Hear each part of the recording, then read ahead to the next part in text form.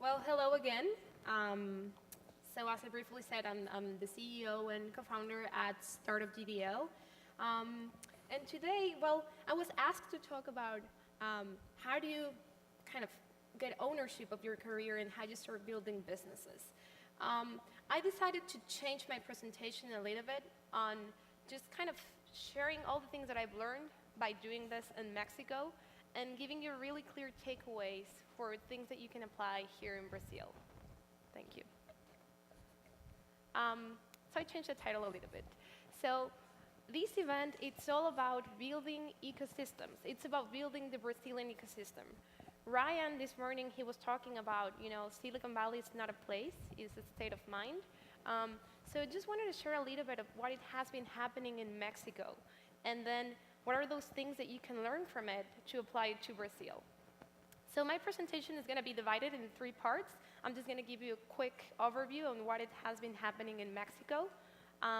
Then what's the role of the organization that I'm leading in this context? And finally, some key takeaways for you to start thinking of. I'm going to start with a few examples and some stories that I want to share. So we all know Amazon. It's an amazing company. I love it. So Amazon chose Mexico as its first destination in Latin America to launch their Alexa. You know Alexa? It's their personal assistant. And their first ever rechargeable debit card. And then Google. Same year, Google launched its Wi-Fi hotspots in Mexico in 44 cities, in places like airports, shopping centers, with the goal of increasing the number of search in their platform, and also to connect, have better connectivity in Mexico. Mexico was the first country where they did this. And finally, AT&T. They choose Mexico to establish their first Foundry Innovation Center. So that's kind of an overview in terms of the corporations. Now let's take a look at the startups. Do you guys know WeWork? Raise your hand if you know WeWork. Yeah, we all know WeWork, right? Office space for rent, global network. So listen to this. When WeWork got to Mexico, they experienced a very interesting thing. They got higher returns than they were expecting for Latin America. The same happened with Rappi. Yesterday, one of the co-founders was here in the TechCrunch event. And when they got to Mexico, this is a Colombian startup, they got the fastest growth ever, to the point that they said, whenever we expand to another city, we're going to try to replicate the same model that we used in Mexico for other cities. And finally, Corner Shop. Do you know Corner Shop? Are you familiar with it? Well, this is a startup from Chile. They expanded to Mexico as their first international destination. And something really interesting just happened. Corner Shop just got acquired by Walmart. This was the first acquisition made by Walmart in Latin America that we know. And the presence of Corner Shop in Mexico was really strategic for the company's exit. So my point here, and you might be wondering the same, so what's happening with Mexico? What's the secret sauce that corporations and startups are either looking for Mexico as their first market in Latin America or doing really well by having a presence in the country? So let's take a look at this really quick. Mexico has a really young population. Our average age is 28, and we have a population of 123 million. We're far from Brazil. We have a unique geographic location. We're right in the middle of the American continent, next to the US market, which is one of the largest markets in the world, and next to Latin America, so we can work as a bridge between both markets. Our economy, 97% of our economy is comprised by SMEs, small and medium enterprises. And finally, the internet. According to Google, Mexico has the 3rd largest internet penetration in Latin America. But honestly, do you think these are the reasons for these startups and companies doing so well in Mexico? I don't think so, and I'm going to tell you why. This is obviously important. This is part of that secret sauce. But I think here is something really special to look at, and there is something really similar that Brazil can look at as well. There are many broken industries and many deficiencies within our systems. So let's take a look at an example. In Mexico, in the banking system, just half of our population, a little bit more than half of our population, it's underbanked, 56%. And when it comes to access to formal credit, 70% of the population in Mexico doesn't have access to credit. That's insane. Another example, public transportation. Average speed in a peak hour in Mexico City, that's our capital, it's 6 kilometers per hour. I think I can run faster than that. So no wonder why Amazon chose Mexico to launch its first rechargeable debit card, right? 56% of the population, it's underbanked. Why? I couldn't be, launching a debit card, and I could get access to all of that pool of people and having them becoming consumers online. And then Rappi. I found this really interesting. 5% of their GMV is people making cash withdrawals. So they're not using Rappi like iFood, to get food to their office or to their house. It's to get Rappi to get them cash. And finally, when it comes to public transportation, I love this. Uber found that Mexico City is their busiest city globally. This is according to LABCA. So my point here is that these broken industries are a magnet for innovation and for opportunity. And let me tell you why. These deficiencies and broken industries, which are not just in Mexico, I think this is really similar in Brazil and other countries in Latin America, emerging economies. We share kind of the same problems. And this is the key. This is the key for the companies doing so well in emerging economies with these kind of problems. There is very low customer loyalty when it comes to these problems. So let's think of the public transportation, for instance. If you gotta use your metro, which Ryan just said this morning, by the way, it's beautiful, clean, and amazing. I was completely impressed, and it blew my mind. But in places like Mexico, our metro system is not like yours. So people has to use it. Why? Because there was no other alternative before Uber or Didi or any other platform. So these industries tend to be monopolized. So there is just one sole provider of a poor service, which, there is no competition, so they don't really care. But there is a huge opportunity when there is a broken industry like this one. Why? Because when there comes an option, an alternative that adds value to the user, you just get users like this. That's why Uber did so well in Mexico. Rappi, because there is this low loyalty to the traditional services, and when it comes to startup or a company adding value to the user, they just change immediately. And yesterday, raise your hand if you were here for the TechCrunch event. Some of you? Okay. So there was a conference, and I just changed my presentation last night because I thought that it was fascinating.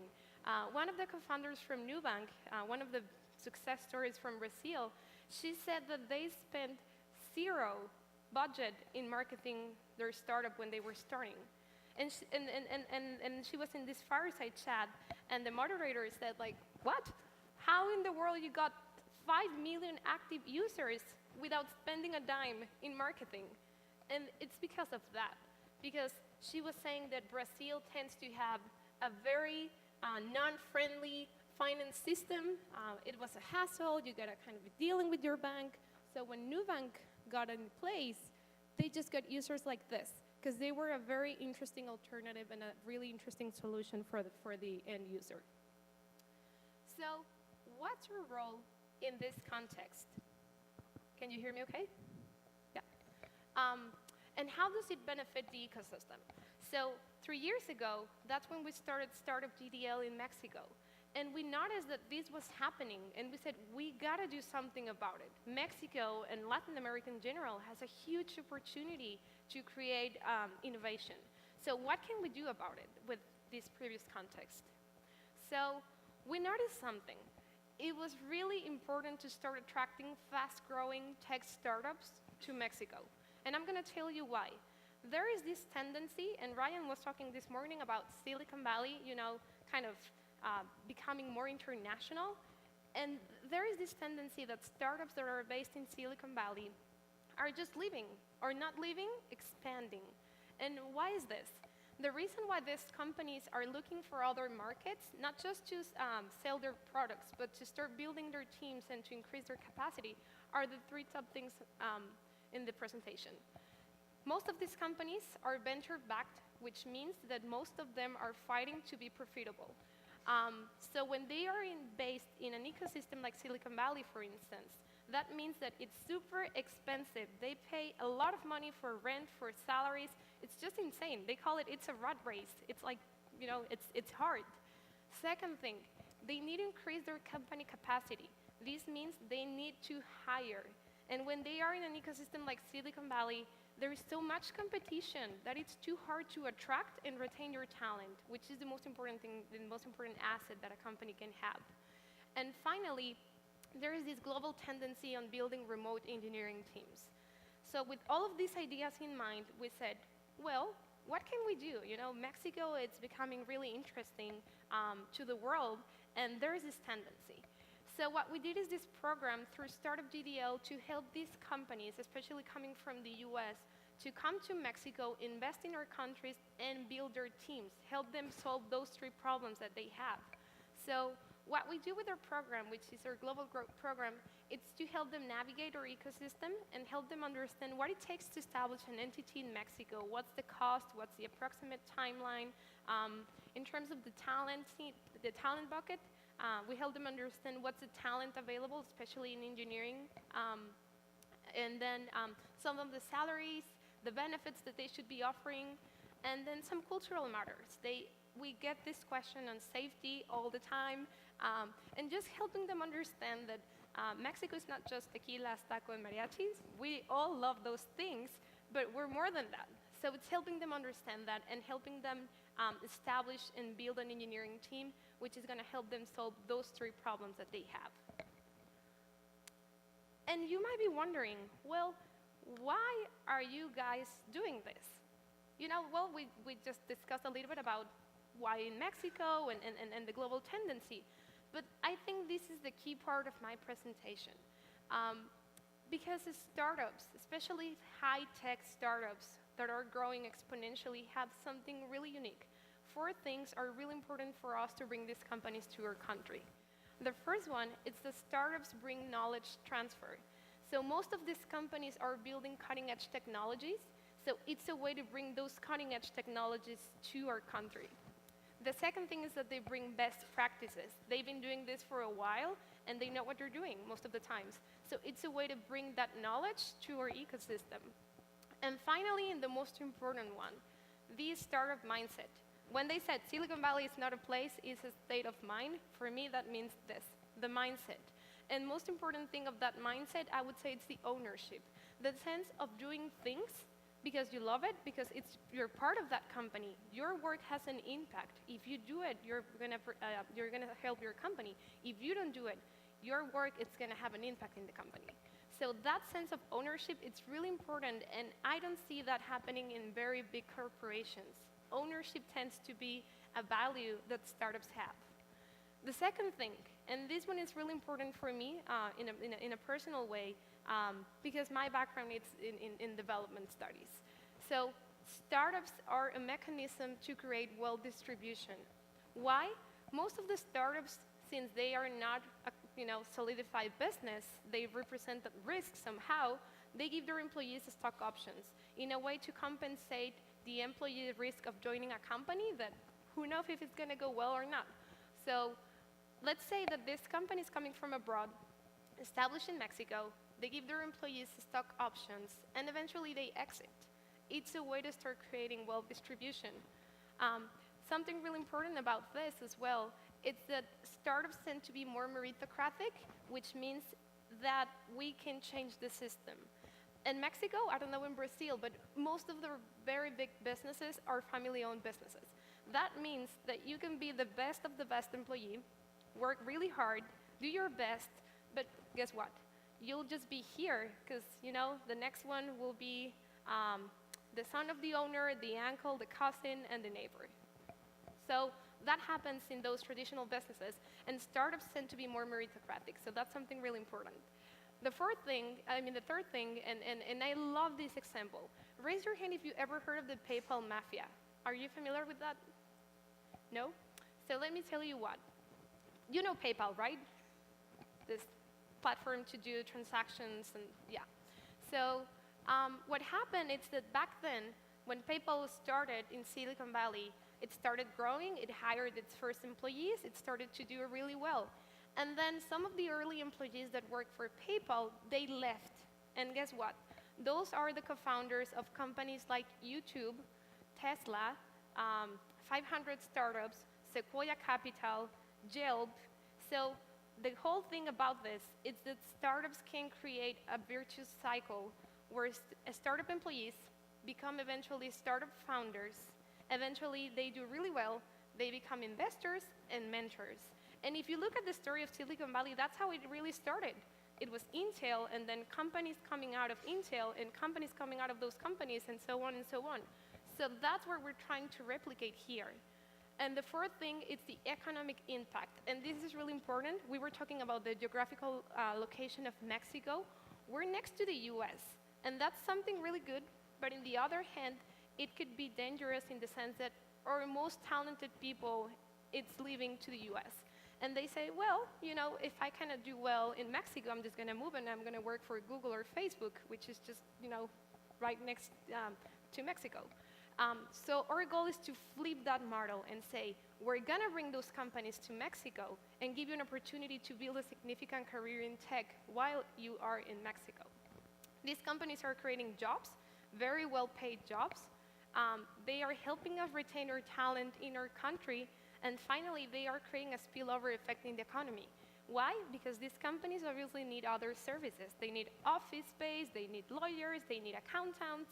So that has a good impact in our economy. And then something really important is that when we bring tech companies to Mexico, we get them to a very special place called Guadalajara. I don't know if that, it's hard to pronounce in Portuguese.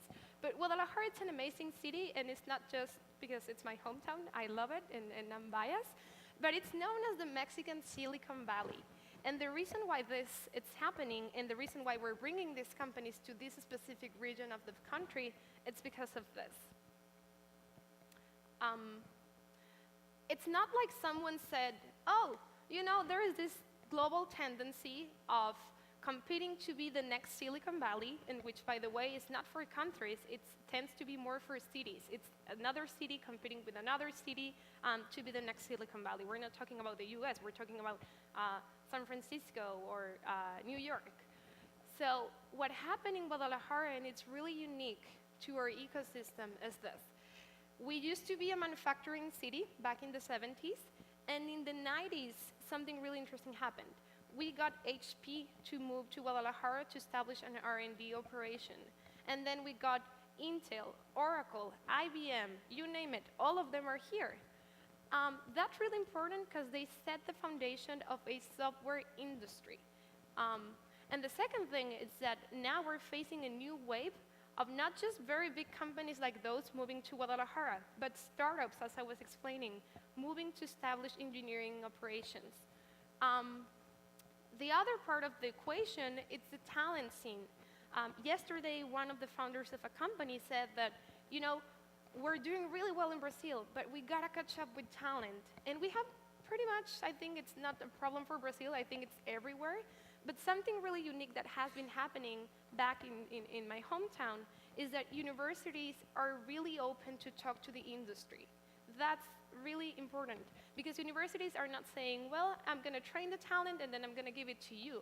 They are saying, hey, industry, what should I be teaching so you hire my students, right? What should be my curriculum? What are the most innovative things that you're working on so I can teach my students in a proper way?